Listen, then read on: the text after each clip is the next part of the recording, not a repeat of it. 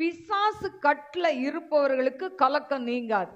ஒரு பிசாசு பிடிச்சவங்களுக்கு அவங்க கலக்கம் நீங்குமாங்க? நீங்காது. அது கலங்கிக்கிட்டே தான் இருப்பாங்க. ஐயோ, இதுல இருந்து எப்ப எனக்கு ஆண்டவர் விடுதலை தருவார், எப்ப விடுதலை தருவார். சிம்பிள். நம்ம லைஃப் ஸ்டைல மாத்திக்கிட்டா விடுதலை கிடைச்சிரும். லைஃப் ஸ்டைல மாத்தணும்னா என்ன பண்ணணும்? கர்த்தருக்கு உண்மையா இருக்கணும், ஜெபம் பண்ணணும். ஆண்டவரே, என் பாவத்தெல்லாம் மன்னிங்கப்பா. நம்ம என்னைக்குமே பார்த்தீங்கன்னா அடுத்தவங்களை இப்படி கை காட்டி நீ சரியில்லை, நீ சரியில்லை இல்ல, அடுத்தவங்களே சொல்லுவோம். ஒத்த விரலை நீட்டும் போது 3 விரல் எங்க பாக்குது? நம்மளை பாக்குது.